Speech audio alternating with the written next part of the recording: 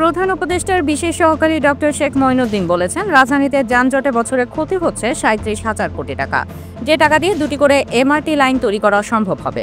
সেই সঙ্গে বছরে ৫ মিলিয়ন ঘন্টা সময় নষ্ট হচ্ছে। এর জন্য একটি সমন্বিত পরিবহন ব্যবস্থা গড়ে তুলতে হবে। বৃহস্পতিবার পলিসি রিসার্চ ইনস্টিটিউটের এক সেমিনারে তিনি এসব কথা বলেন।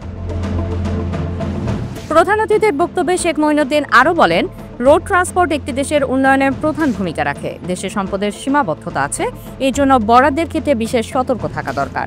বাংলাদেশের অবকাঠামো উন্নয়নে একটি সমন্বিত পরিকল্পনা দরকার, যেমন যে কোনো অবকাঠামোর ক্ষেত্রে প্ল্যানিং, ডিজাইন এবং বাস্তবায়নের মধ্যে কোনো সমন্বয় থাকে না। রেল, নৌ, বিমান এবং সড়কের জন্য পৃথক 4টি মন্ত্রণালয় আলাদাভাবে কাজ করে। এগুলো সব একটি জায়গা থেকে সমন্বিতভাবে হলে ভালো হতো।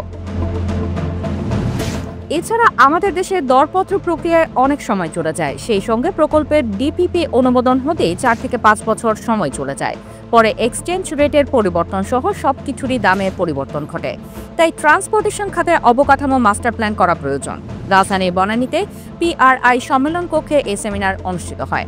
মান্থলি ম্যাক্রো ইকোনমি ইনসাইটস প্রকাশ এবং বাজেট পরবর্তী পর্যালোচনা উপলক্ষে এই সেমিনারের আয়োজন করা হয়। পিআরআই এর চেয়ারম্যান ডক্টর জাইদি সাত্তারের সভাপতিত্বে সেমিনারে মূল প্রবন্ধ উপস্থাপন করেন জাইদি সাত্তার নিজে এবং পিআরআই এর মুখ্য অর্থনীতিবিদ ডক্টর আশিকুর রহমান। প্যানেল আলোচক ছিলেন বিল্ডের chief executive officer Ferdousara Begum এবং ঢাকার চেম্বার অব কমার্স অ্যান্ড ইন্ডাস্ট্রির সাবেক প্রেসিডেন্ট রিজওয়ান রহমান।